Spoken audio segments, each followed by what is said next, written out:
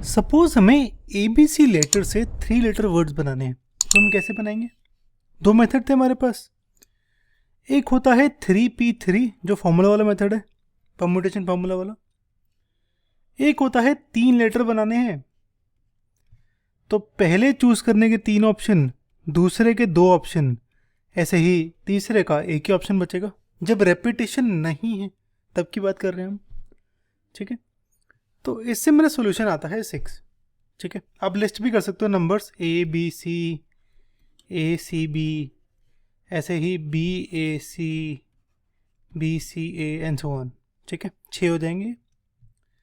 अगर सपोज मेरा क्वेश्चन कुछ और हो, मेरा क्वेश्चन हो 3 लेटर वर्ड्स बनाओ जहां पे आपको लेटर यूज करने हैं A और B, तो यहाँ पे A रिपीट कर रहा है 2 बारी और B रिपीट नहीं कर रहा है, तो इस केस में क्या होगा यार? इस केस में ना फॉर्मूला थोड़ा सा डिफरेंट हो जाता है। तभी मैंने यहाँ पे कहा है permutation with some objects repeating. अब यहाँ पे वो सम ऑब्जेक्ट्स क्या होंगे, उससे पहले एक बार लिस्ट ही कर लेते हैं। अगर AAB है, 3 लेटर वर्ड बनाना है, तो पहला लेटर तो यही होगा AAB, दूसरा होगा ABA, तीसरा होगा BAA, और भी कुछ होगा क्या? नहीं होगा, मेरे ख्याल से नहीं होगा। नहीं होगा ना? हाँ, नहीं होगा। तो मेरे ये 3 ऑप्शन आए, यानी अगर AAB है मेरा, तो जो 3 लेटर वर्ड्स बनेंगे वो बनेंगे 3। आप नोटिस करो यहाँ पे ये फॉर्मूला यूज नहीं कर सकते हम सेम।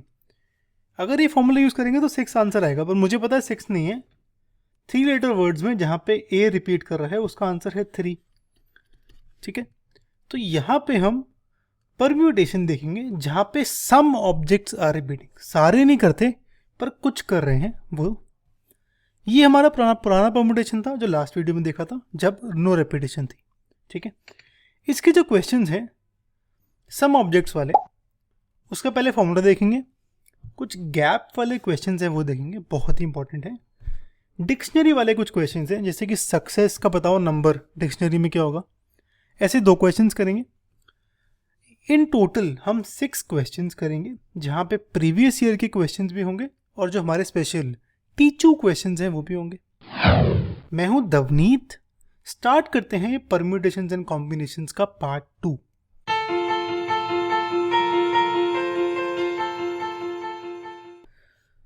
हमारा फॉर्मूला कुछ इस तरीके से है कि अगर मेरे n ऑब्जेक्ट्स हैं और उन n में से कुछ R1, R2, R3 objects repeat कर रहे हैं, तो फॉर्मूला है ये। फॉर एग्जाम्पल हमारा था AAB, तो वहां पे n की वैल्यू होगी जो मेरे टोटल नंबर ऑफ ऑब्जेक्ट्स हैं। 3 नंबर है मेरे ऑब्जेक्ट्स के, तो n की वैल्यू 3 है। A 2 बार रिपीट कर रहा है, तो R1 की वैल्यू होगी 2, ठीक है।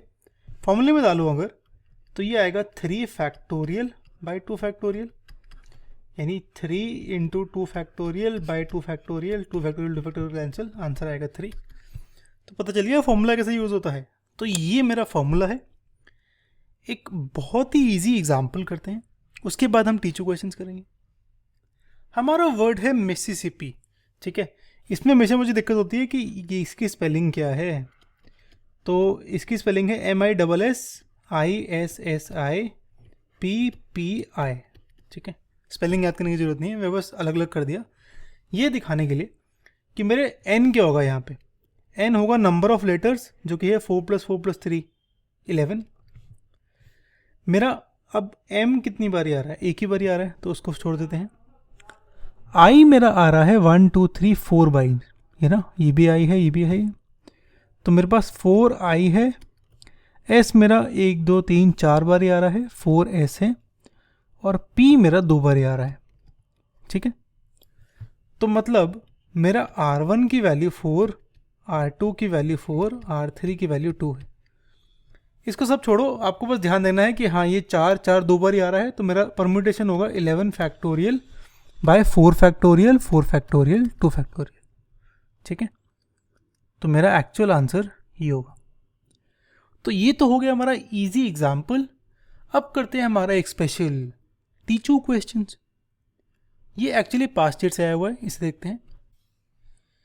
यहाँ पे हमें 9 डिजिट नंबर बनाना है, ये सारे नंबर से, और ऐसे बनाना है कि जो मेरे ऑड डिजिट्स हैं वो इवन पोजीशन ऑक्यूपाई करें। अच्छा ओके, तो मेरा 9 डिजिट नंबर है, तो ये मेरे 9 डिजिट्स हैं।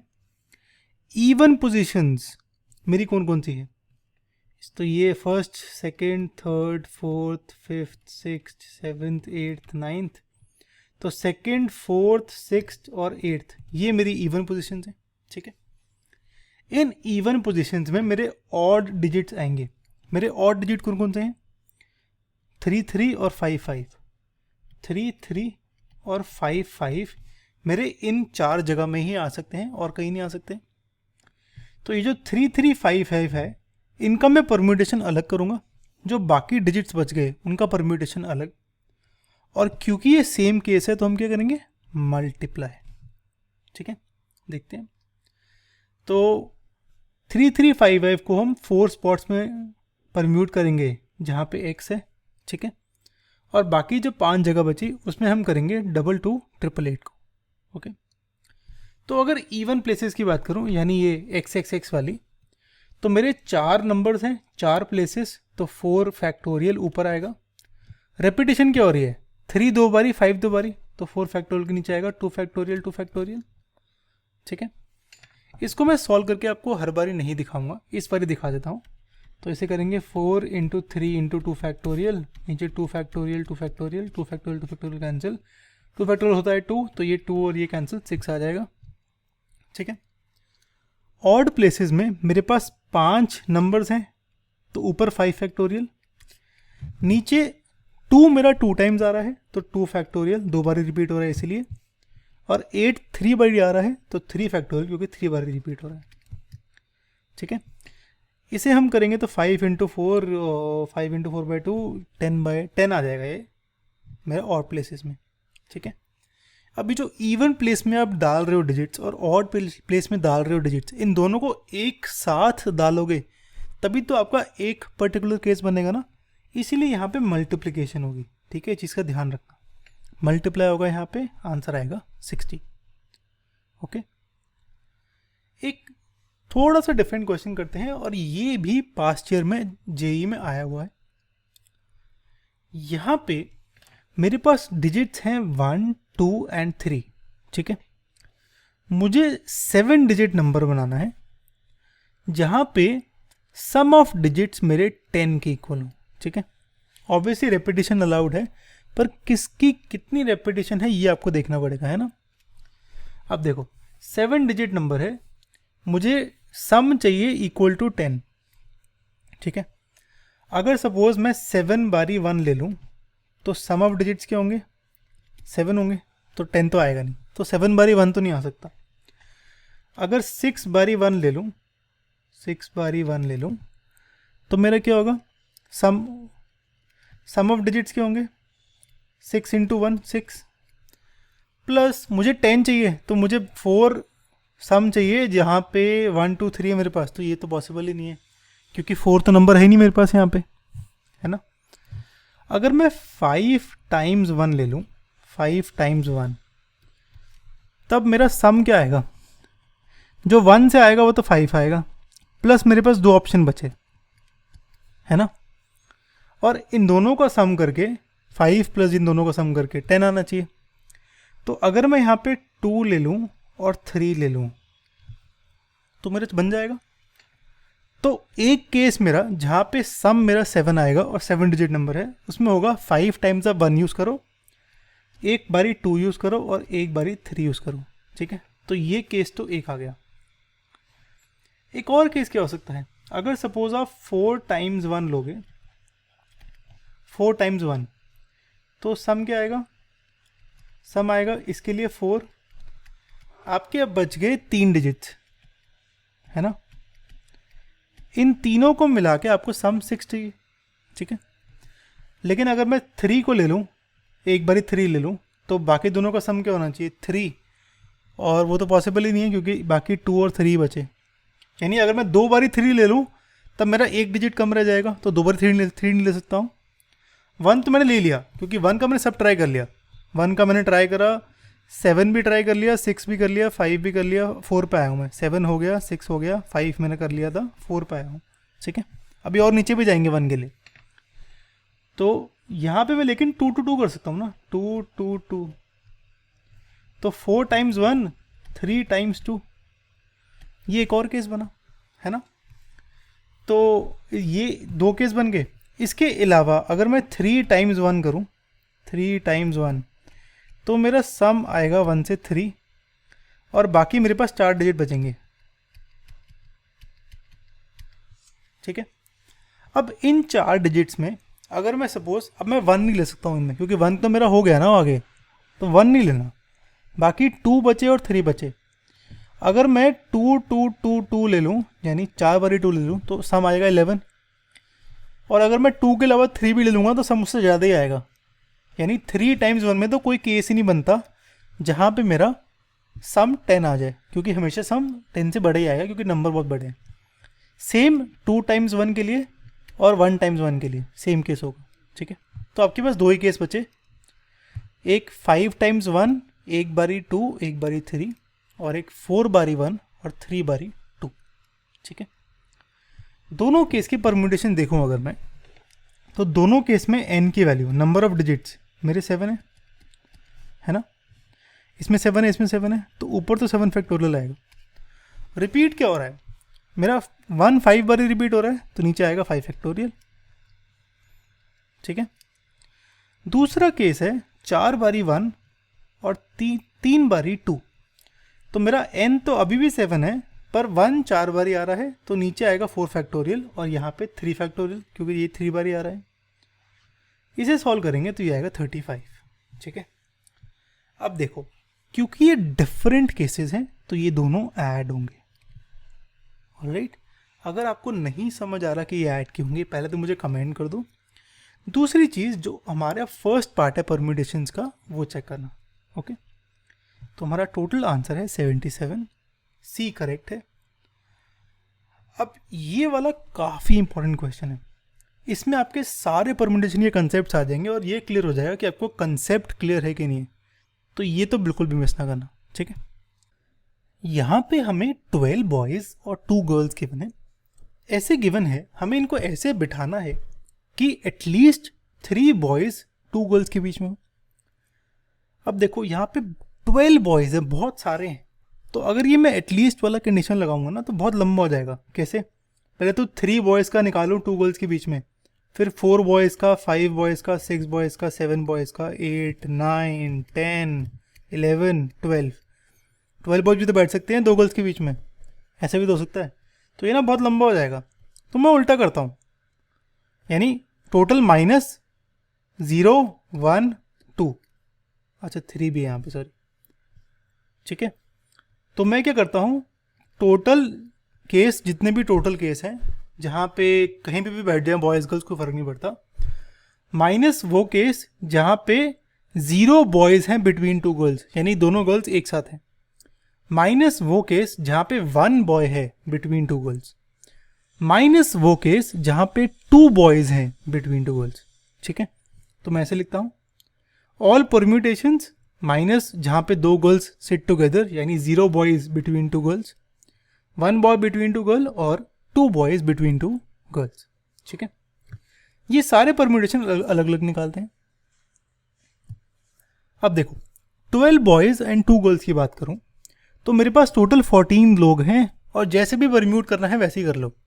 तो आंसर है 14p14। ठीक है, जो कि एक्चुअली आएगा 14 फैक्टोरियल। ठीक है, हमें जो क्वेश्चन था उसमें 12 फैक्टोरियल के टर्म्स में लिखना था, तो मैं इसको 12 फैक्टोरियल को अलग करता हूँ और इसको अलग, तो ये आएगा 182 × 12 फैक्टोरियल। ठीक है, अगला केस है जहाँ पे 2 गर्ल्स एक साथ हैं, तो मेरे जो 12 बॉयज़ हैं वो इकट्ठे और 2 गर्ल्स अलग अलग। एक्चुअली ये ऐसे है, मेरे 12 बॉयज़ 1 2 3 4 5 6 7 8 9 10 11 12, और जो 2 गर्ल्स हैं उनको एक मैं अलग बक्सा बनाता हूँ जहाँ पे ये गर्ल 1 और गर्ल 2 है। ठीक है, ओके, तो मेरे पास देखो अब कितने केस हो गए, मेरे पास 12 ये हो गए लोग, और एक ये हो गया, ठीक है, इसको एक मान रहा हूँ मैं क्योंकि मुझे इनको एक साथ शिफ्ट करना है ना। तो इस पूरे G1 G2 के एक बॉक्स बना देता हूँ, उनको इकट्ठे फिक्स कर देता हूँ, चिपका देता हूँ उनको टेप से, और उनको मानता हूँ मैं कि ये G1 G2 जो है ये एक ही चीज़ है। अब ये 12 और 1, 12 + 1 13 हो गया। तो मेरे पास 13 आइटम्स हैं। इन 13 आइटम्स का मुझे परम्यूटेशन निकालना है। तो अगेन ये आएगा 13 फैक्टोरियल, ठीक है।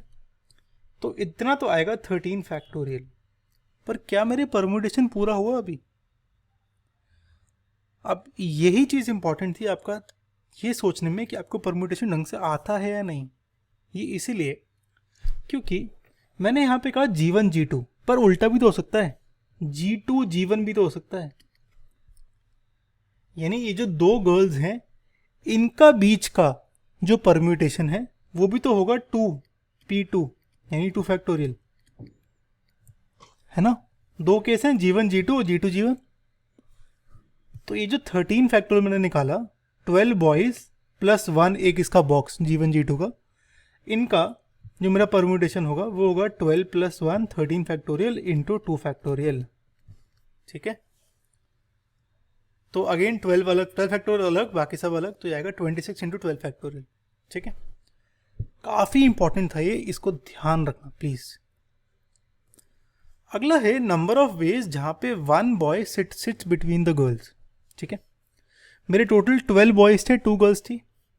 तो 12 में से अब मेरे 1 2 3 4 5 6 7 8 9 10 11 बॉयज रह गए, और एक मेरा बॉक्स है जहाँ पे है मेरा G1 बॉय और G2, ठीक है। तो अब मेरे यहाँ पे कितने हैं, ये 11 है ना। हाँ 11 बॉयज़ प्लस यहाँ पे ये 1, तो इन 12 चीज़ों का, तो ये 11 बॉयज़ अलग और इन जो 3 है ये इनका बॉक्स अलग। अब इनका परम्यूटेशन करना है तो ये होगा 11 + 1 12 फैक्टोरियल। लेकिन अभी कुछ और चीज़ें भी हैं, ठीक है। कुछ और चीज़ें क्या हैं? कुछ और चीज़ें ये हैं कि ये जो आपने गर्ल बॉय और गर्ल लिया है, इसमें सबसे पहली बात तो बॉय दोनों गर्ल्स के बीच में है। तो एक ऑप्शन तो ये हो सकता है G1 B G2, दूसरा ऑप्शन हो सकता है G2 B G1, यानी ये जो दोनों गर्ल्स हैं ये अपनी पोजीशन एक्सचेंज कर लें। तो अगेन ये जो गर्ल्स हैं इनका फैक्टोरियल होगा 2 फैक्टोरियल, है ना। अब ये जो बॉय है मेरा, अब ये कोई भी बॉय हो सकता है ना, 12 बॉयज थे मेरे पास, तो इसका भी तो फैक्टोरियल होगा। एक केस में कोई बैठा होगा, एक केस में कोई बैठा होगा, एक केस में कोई बैठा होगा, है ना। तो ये जो बॉय है इसका होगा 12 बॉयज़ में से मैंने एक को परम्यूट करना है, तो 12p1, ठीक है। तो ये आएगा मेरा। अब इसमें मुझे एक चीज़ कमेंट्स में बताओ कि मैंने यहाँ G1 B G2 मेरे 3 ऑब्जेक्ट्स थे, मैंने इनका परम्यूटेशन 3 फैक्टोरियल क्यों नहीं करा, ठीक है। मुझे ये बताना कमेंट्स में, ये बहुत इंपॉर्टेंट है। ये समझ आ गया तो आपका कंसेप्ट समझ आ जाएगा, ठीक है, पूरा कंसेप्ट क्लियर हो जाएगा। ओके, तो 11 बॉयज़ 2 गर्ल्स 1 बॉय, तो मेरा ये आ गया मेरा 24 इंटू 12 फैक्टोरियल, ठीक है। 12 factorial into 2 factorial into 12p1। अब दूसरा केस आएगा, एक और केस जहाँ पे मेरे 2 बॉयज़ 2 गर्ल्स के बीच में बैठते हैं, ठीक है। तो अब मेरे 10 बॉयज़ बचे, 1 2 3 4 5 6 7 8 9 10। एक मेरा बॉक्स बनेगा जहाँ पे मेरा G1 G2 गर्ल 1 गर्ल 2 और बीच में 2 बॉयज़ होंगे B1 B2। पर अगेन अच्छा पहली बात तो ये देख लेते हैं, ये मेरे 10 हैं टोटल, ये मेरा 1 है, तो 10 + 1 11 फैक्टोरियल, तो मेरा यही हो गया। अब जो मेरी गर्ल्स हैं इनका हमेशा पता है 2 फैक्टोरियल होगा क्योंकि आगे पीछे हो सकती हैं, ठीक है। बीच में नहीं जा सकती क्योंकि फिर तो क्वेश्चन ही चेंज हो गया ना यार, क्योंकि लिखा है कि 2 बॉयज़ 2 गर्ल्स के बीच में होंगे, तो गर्ल्स को तो कोने में होना ही पड़ेगा। ये हो सकता है कि गर्ल 2 पहले हो जाए, गर्ल 1 बाद में हो जाए, तो 2 फैक्टोरियल तो इनका यही होगा। अब ये बॉयज़ के बीच में परम्यूटेशन भी तो होगी कि बॉय 1 बॉय 2 होगा, बॉय 2 बॉय 3 होगा, बॉय 3 बॉय 4 होगा, एंड सो ऑन। तो 12 बॉयज़ में से मुझे 2 सेलेक्ट करने हैं और उसको परम्यूट करना है, तो 12p2 आएगा, ठीक है। तो ये आएगा 11 factorial into 2 factorial into 12p2 इसे सॉल्व करेंगे तो ये आएगा कुछ ऐसे। फाइनल आंसर मेरा वैल्यूज पुट करूंगा तो टोटल -0 -1 -2, ये केस आएगा 1 1 10। तो मेरा करेक्ट आंसर है बी। ओके, अब एक और जेई का क्वेश्चन करते हैं, उसके बाद हम डिक्शनरी वाला क्वेश्चन करेंगे। यहां पे मुझे ये वर्ड गिवन है एंडियनोलिल, जो भी है ये ABCD में 4 क्वेश्चंस गिवन है और इसको मैच करना है कॉलम से। ध्यान रखना यार, ये जेई है, ये NCERT के बोर्ड एग्जाम्स नहीं है, या सॉरी CBSE के बोर्ड एग्जाम्स नहीं है, तो इसमें दिमाग लगाना पड़ेगा, ऐसे कुछ भी सिलेक्ट करके नहीं होगा। पहले ही बता दूं, अगर आप अटेम्प्ट कर रहे हो इसको अपने आप, पहले तो अपने आप कर लेना प्लीज़, कि इसमें एक ऑप्शन ऐसे ही दिया हुआ है मजाक मजाक में। मतलब ऐसा है कि इसका ए ऑप्शन है तो इसके ये, इसका ये है और इसका ये है, ऐसा कुछ है। ठीक है, क्या है वो देख लेते हैं। यहां पे हमें निकालने हैं नंबर ऑफ परम्यूटेशंस जहां पे वर्ड NDEA है। अब मेरा जो पूरा वर्ड था वो था NDA नोवेल। ठीक है, अब इसमें कह रहा है, इसमें ये जो वर्ड है NDEA, ये तो होना ही होना चाहिए वर्ड में, इसकी परम्यूटेशन निकालो। अब ये वर्ड जो है इसको एग्जैक्ट हमें फिक्स करना पड़ेगा और बाकी जो वर्ड्स हैं उन्हें अलग अलग करने पड़ेंगे और फिर नंबर ऑफ वर्ड्स निकालने पड़ेंगे। ठीक है, इसका मैं कैसे एग्जांपल दूं आपको, इसका एक बहुत सिंपल एग्जांपल देता हूं। जैसे कि मेरे नाम में DAVNEET है ना, मैं कह रहा हूं कि मुझे ये EET ये मुझे एक साथ ही चाहिए, जितने मर्जी वर्ड बना लो मेरे उससे। ठीक है, तो मेरे पास ये पहला वर्ड, ये दूसरा वर्ड, ये तीसरा वर्ड, ये चौथा वर्ड और ये 5वां वर्ड होगा ना जिसमें EET इकट्ठे एक साथ हैं। ठीक है, तो मेरे पास ये 5 ऑब्जेक्ट्स हैं, अब मुझे इनसे वर्ड्स बनाने हैं। सिमिलरली यहाँ पे NDA में हो रहा है, तो इसका मतलब NDEA एक फिक्स्ड लेटर है, एक ऑब्जेक्ट है। जो N है वो अलग, O है अलग, E है अलग, L है अलग। तो मेरे पास 5 ऑब्जेक्ट्स आ गए, मुझे इन्हें परम्यूट करना है। कैसे करेंगे? 5p5, कुछ रिपीट तो हो नहीं रहा है ना, क्योंकि ये तो पूरे ही अलग है भाई, ये अलग है ये अलग है, तो 5p5 यानी 5 फैक्टोरियल। ठीक है, ओके। इस वाले क्वेश्चन में नंबर ऑफ परम्यूटेशन निकालने हैं जहां पे E अकर करता है फर्स्ट एंड लास्ट पोजीशन में। पहले तो हमारा वर्ड है ENOL, जहां पे मेरे पास 3 E हैं। ठीक है, मेरा कितने 9 लेटर्स हैं, तो पहला और आखिरी फिक्स है, तो लिख लेता हूँ 1 2 3 4 5 6 7 8 9, और पहला और आखिरी फिक्स है, दोनों E हैं। ठीक है, बीच के मेरे लेटर बचे 7, जहाँ पे मेरे पास N 2 बारी आ रहा है, एक बारी E है, 2 बारी N है और बाकी कुछ मेरे ख्याल से रिपीट नहीं कर रहा है ना।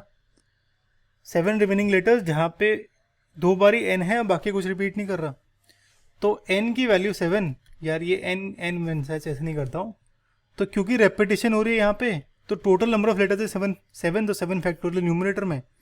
डिनोमिनेटर में मेरे पास एक ही चीज़ रिपीट कर रही है, N 2 बार ही आ रहा है, तो 2 फैक्टोरियल। तो ये आएगा मेरा 5 फैक्टोरियल के टर्म्स में लिखना है क्योंकि मैच द फॉलोइंग करना है, तो ये आएगा 21 × 5 फैक्टोरियल। ठीक है, ओके। ये वाले क्वेश्चन में हमें परम्यूटेशंस निकालने हैं जहां पे none of the letter DLN occurs in last 5 positions. अच्छा, मेरे ये 9 लेटर्स हैं और लास्ट 5 पोजीशंस में D, L और N को नहीं जाना। ठीक है, ओके। अब इसमें टोटल लेटर्स मेरे 9 हैं, D, L और N। N मेरा D एक ही बारी है, L एक भी बारी है, N 2 बारी है मेरे ख्याल से, हाँ। तो ये जो आगे की 4 पोजीशंस हैं इसमें सिर्फ आ सकता है D, L, N और N, और ये जो बाकी की 5 पोजीशंस हैं इनमें जो मेरे बाकी लेटर बचे उसमें मेरे 3 तो E हैं, ये तो मुझे याद है, एक L है और एक O है। ठीक है, वो है। तो इसके नंबर ऑफ परम्यूटेशन कितने होंगे? टोटल नंबर ऑफ वर्ड्स हैं 4, N 2 बार रिपीट हो रहा है, तो 4 फैक्टोरियल × 2 फैक्टोरियल। इसके होंगे कितने? 5 लेटर्स हैं मेरे और E 3 बार रिपीट हो रहा है, तो 3 फैक्टोरियल ये। और क्योंकि ये मेरे दोनों क्या चीज़ हैं? अच्छा, क्योंकि ये मेरे दोनों एक ही केस में आ रहे हैं तो ये मल्टीप्लाई होंगे, ध्यान रखना मल्टीप्लाई होंगे। अगर अभी तक नहीं क्लियर है तो मुझे कमेंट कर दो कि क्या चीज़ कंफ्यूजिंग है प्लस और मल्टीप्लिकेशन में, ठीक है। तो ये मेरा आंसर आ गया 2 × 5 फैक्टोरियल, ठीक है। एक सिमिलर क्वेश्चन है जहाँ पे, अच्छा ये पार्ट डी है यार, सॉरी। नंबर ऑफ परम्यूटेशन निकालने हैं, a e o occur only in odd positions. पहले तो ये मेरा 9 लेटर्स हैं, ऑड पोजीशन 1 2 3 4 5 6 7 8 9। तो first position, third position, fifth position, seventh, ninth position, in 5 positions में मेरे जो वर्ड है एन डी ए ई ओ, अच्छा उसमें भी ई 3 बार ही आ रहा है। तो इन 5 पोजीशंस में, ये 5 में मुझे ए ओ और ई ई ई को परम्यूट करना है। ये जो बाकी 4 बच गई, इनमें मेरे 2 बारी एन है और ओ तो हो गया, एल है और भी कुछ है, डी है, इसको परम्यूट करना है। तो ये ए ओ ट्रिपल ई को परम्यूट करना है, क्या होगा, 5 लेटर है तो 5 फैक्टोरियल, ई 3 बार आ रहा है तो 3 फैक्टोरियल रिपीट हो रहा है। ऐसे ही इसका 4 लेटर हैं तो 4 फैक्टोरियल, एन 2 बार आ रहा है तो 2 फैक्टोरियल रिपीटेड, सेम केस है तो मल्टीप्लाई होंगे। तो 5 फैक्टोरियल × 3 फैक्टोरियल, 4 × 2 फैक्टोरियल, ये मेरा आंसर आएगा 2 × 5 फैक्टोरियल, ठीक है। ओके, अब एक डिक्शनरी वाला क्वेश्चन करते हैं जहाँ पे हम रेपिटेशन नहीं हो रही कोई भी वर्ड्स की, ठीक है। 2 करेंगे, एक में रेपिटेशन नहीं हो रही, एक में रेपिटेशन होगी। यहाँ पे हमें एक वर्ड गिवन है रैंडम, ठीक है।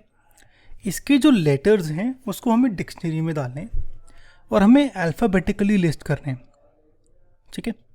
अब रैंडम, RANDOM, अगर आपको ABCD याद हो तो पहले A आएगा, फिर D आएगा, फिर MNOP होता है ना, MNO और R आएगा, ठीक है। तो अगर अल्फ़ाबेटिकली लिस्ट करना है तो सारे वर्ड्स जो ए से स्टार्ट होते हैं वो पहले आएंगे, फिर डी से स्टार्ट होने वाले आएंगे, फिर एम से, फिर एन से, फिर ओ से, फिर आर से स्टार्ट होने वाले आएंगे, ठीक है। आर में भी बहुत सारा डिफरेंस होगा, तो पहले तो ये निकाल लेते हैं। मेरे 6 लेटर हैं, अगर ए से स्टार्ट हो रहा है तो ए के बाद मेरे 5 लेटर्स होंगे जो मुझे फिल करने हैं, और 5 लेटर मुझे फिल करने हैं इन 5 नंबर से जो बाकी 5 बचे। तो ये होगा 5 लेटर्स हैं तो इनके ऑप्शन होंगे 5 × 4 × 3 × 2 × 1, यानी 5 फैक्टोरियल, है ना। तो ऐसे ही यानी 120 वर्ड्स, तो 120 वर्ड्स होंगे जो ए से स्टार्ट हो रहे हैं। मैं दोबारा लिख देता हूँ। तो मेरा था ADMNOR, अगर ए से स्टार्ट हो रहे हैं वर्ड तो ये होगा A dash dash dash dash dash 5 letter, तो ये होगा 5 फैक्टोरियल यानी 120, ठीक है। डी से कितने वर्ड स्टार्ट होंगे, डी से भी सेम ही होंगे क्योंकि मेरा कुछ रिपीट नहीं कर रहा, तो ये जो फॉर्मूला 5 फैक्टोरियल का है वो सेम रहेगा, तो इसमें भी 120 आएंगे, एम के भी 120 आएंगे, एन के भी 120 आएंगे, ओ के भी 120 आएंगे, ठीक है। फिर आर की बारी है और देखते हैं कैसे करेंगे आर का, ठीक है। तो पहले तो ये लिख लेता हूँ। अब ये जो मेथड है ये मैंने जानबूझ के इसी मेथड से करा है, और जो मैंने समझाया वो छोटे मेथड से नहीं। उसका रीज़न ये है कि अगर आपको इससे क्लियर हो गया ना फिर वो करना आसान होगा। अगर वो क्लियर ही नहीं है पहली बार, स्टार्टिंग से पहली बार ही कर रहे हो तो बहुत दिक्कत होगी, ठीक है। तो इसलिए ये चीज़ का ध्यान रखना कि कैसे कर रहे हैं। अभी अगर ए से स्टार्ट हो रहा है तो पहला लेटर ए, बाकी सारे खाली, 5 लेटर बचेंगे मेरे जिसमें DMNOR है, कुछ रेपिटेशन नहीं है, तो 5 लेटर को अरेंज करना है उनका। इसका डायरेक्ट फॉर्मूला होता है या तो 5 फैक्टोरियल कर लो या 5P5 कर लो, आंसर सेम ही आएगा 120, ठीक है। तो नंबर ऑफ वर्ड्स होंगे मेरे 120 जो ए से स्टार्ट हो रहे हैं। फिर डी वाले भी सेम होंगे 120, एम वाले भी सेम, एन वाले भी सेम, ठीक है। और उसके बाद क्या आएगा, ओ वाले भी सेम ही होंगे, ठीक है। बचेगा मेरा अब आर। अब मेरा क्या था, रैंडम, RANDOM, और मेरा अल्फ़ाबेटिकली करूँ तो ये था ADMNOR, है ना, ADMNOR था। तो अगर मेरा R से स्टार्ट हो रहा है लेटर, उसके बाद मुझे अल्फ़ाबेटिकली लिखना है, तो R के जस्ट बाद अल्फ़ाबेटिकली होगा RA, है ना, और RA के बाद उसके जस्ट बाद अल्फ़ाबेटिकली सबसे पहला लेटर कौन सा आएगा, D आएगा ना, क्योंकि A तो यूज़ हो चुका है, D बचेगा, तो D, है ना, समझ आया। ऐसे ही RAD आया, फिर अगर सपोज RAD ख़त्म हो गया तो D की बात क्या आएगा, M, RAM से स्टार्ट होने वाले वर्ड, फिर उसके बाद क्या आएगा, जो RAN से स्टार्ट होने वाले वर्ड होंगे, है ना। मुझे रैंडम ही चाहिए, तो मैं RAD वाले कितने वर्ड होंगे, RAD 3 वर्ड्स बचे, तो 3 इंटू 2 इंटू 1, 3 फैक्टोरियल 6 आएगा यहाँ पे, है ना। सिमिलरली RAM के साथ भी सेम होगा, RAM 3 लेटर हैं, इसको अरेंज करना है तो इसके भी 6 आए। तो अभी तक जितने भी लेटर्स आए वो है मेरे 612। जो नेक्स्ट है 613 लेटर, वो स्टार्ट होगा RAN से, ठीक है। क्या था दोबारा देख लेते हैं, रैंडम, भूल जाता हूँ यार मैं, और अल्फ़ाबेटिकली देखूँ तो ADMNO और R था ना। तो अगर पहला लेटर R है, दूसरा A है, तीसरा N है, तो उसके बाद मुझे अल्फ़ाबेटिकली चलना है। N के बाद मेरा O आएगा, नहीं N के बाद थोड़ा O आएगा, सॉरी। तो इसमें मेरा A यूज़ हो गया है, N यूज़ हो गया है, इसके बाद आएगा मेरा D M और N R यूज़ हो गया, DMO, RAN DMO, ठीक है। और फिर उसके अगला लेटर क्या होगा, RAN D सेम, MO उल्टे हो जाएंगे तो OM, है ना। तो ये होगा मेरा 613 और ये होगा 614, ठीक है। ध्यान रखना, इस क्वेश्चन को दोबारा देख लेना प्लीज़, अगर दिक्कत हुई तो। इससे बेटर मेथड कहीं नहीं मिलेगा आपको, ओके। 613 में हमें अल्फ़ाबेटिकली डालने हैं, जो लेटर यूज़ हो चुके हैं वो दो नहीं डाल सकता मैं, बाकी सब अल्फ़ाबेटिकली, तभी DMO डाला मैंने, ठीक है। अब DMO डाल दिया तो फिर बाकी जो 2 लेटर हैं, MO आ गया, फिर OM ही होगा ना यार, उल्टा स्टार्ट होगा ना, ऐसे ही तो होता है डिक्शनरी में, ठीक है। एक और बारी करना, क्लियर हो जाएगा, जब 2-3 क्वेश्चन करोगे इसके तब क्लियर हो जाएगा। एक और बार इसको देखना, और उसके बाद भाई प्लीज़ ये वाला क्वेश्चन बिल्कुल ना भूलना, जहाँ पे हम सक्सेस का देखते हैं कहाँ पे आएगा पोजीशन। यहाँ पे हमें वर्ड गिवन है सक्सेस, उसको अल्फ़ाबेटिकली अरेंज करना है और फिर सक्सेस की पोजीशन बतानी है, यानी रैंक बतानी है, ठीक है। अब सक्सेस में अगर मैं अल्फ़ाबेटिकली लिखूं तो पहले C आता है यार, सॉरी, पहले C आता है, C, फिर E आता है, और फिर ऐसे आता है या U आता है, PQRSTUVWSTU, तो S आता है, फिर U आता है ना। तो पहले जितने C से स्टार्ट होने वाले वर्ड हैं वो आएंगे, फिर E से स्टार्ट होने वाले, फिर S से स्टार्ट होने वाले, है ना। तो लिखते हैं पहले वर्ड स्टार्टिंग विथ C क्या होगा। अगर पहला लेटर C है तो बाकी कितने हैं, 6 लेटर है इसमें, 7 लेटर हैं, तो बाकी 6 लेटर में से मेरे पास 1 C बचा, 1 E, 3 S और 1 U। तो 6 फैक्टोरियल ऊपर और नीचे 3 S है, 3 बार रिपीट हो रहा है तो 3 फैक्टोरियल, ठीक है। तो ये आएगा मेरा 120। ऐसे ही E से स्टार्ट होने वाले देखने हैं। अब E से स्टार्ट होने वाले, E है अंदर, फिर C 2 बारी आ रहा है, S 3 बारी और U आ रहा है मेरा, तो again 6 factorial by 2 factorial, 3 factorial आएगा यहाँ पे, ये आएगा 60, ठीक है। अब मेरा क्या था, सक्सेस, तो पहले C आता है, फिर E आएगा, फिर S आएगा, तो अब S से स्टार्ट होने वाले नंबर हैं, ठीक है, और मुझे सक्सेस ही निकालना है। अब अगर अच्छा इसमें लिखूँ मैं CESU, ये मेरा अल्फ़ाबेटिकली है। अगर मेरा S से स्टार्ट होगा तो बाकी मेरे 6 डिजिट बचे, 1 2 3 4 5 6, है ना। सक्सेस में एस यू से स्टार्ट होता है, पर एस यू से पहले एस ई और एस सी आएगा और फिर एस एस भी आएगा, है ना। उसके बाद एस यू आएगा, है ना। तो पहले एस ई, अच्छा सॉरी, पहले सी आता है फिर ई आता है। तो पहले एस सी में 5 लेटर बचेंगे हमारे पास, जिसमें से 2s रिपीट हो रहा है तो 5 फैक्टोरियल बाई 2 फैक्टोरियल। फिर एस ई जहाँ पे सेम होगा, इसमें 2c है 2s है तो ये आएगा 5 फैक्टोरियल बाई 2 फैक्टोरियल 2 फैक्टोरियल, ये आएगा 30। फिर मेरा एस एस से स्टार्ट होगा, यहाँ पे अगेन 5 लेटर बचेंगे जहाँ पे 2c है और बाकी कुछ लेटर्स हैं, तो ये आएगा 5 फैक्टोरियल बाई 2 फैक्टोरियल यानी 60। तो यहाँ तक मेरे टोटल लेटर्स आ गए 330, ठीक है। मेरा क्या था, सक्सेस, है ना। तो पहले C फिर E फिर S फिर U, तो S C S C S S S U, अब S U से स्टार्ट होगा मेरा अगला लेटर।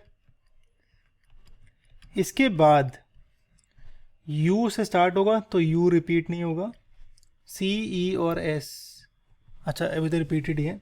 इसके बाद जो लेटर्स हैं मेरे वो अल्फ़ाबेटिकली जाएंगे, तो पहले तो C फिल होगा, C मेरा 2 बारी आ रहा है तो 2 बारी C जाएगा। फिर E मेरा आएगा क्योंकि C खत्म हो गया मेरे पास, अल्फ़ाबेटिकली चल रहे हैं हम, तो E आएगा। अच्छा 1 लेटर मैंने कम लिया ऐसे, हाँ, तो E खत्म। S मेरा 2 बारी है तो फिर S आएगा, तो ये तो सक्सेस ही आ गया भाई, है ना। तो जो 331st वर्ड है तो ये है 331st वर्ड, ठीक है, लिखना भूल गए, तो ये 331st वर्ड सक्सेस आ गया मेरा, तो करेक्ट आंसर है ये, ठीक है।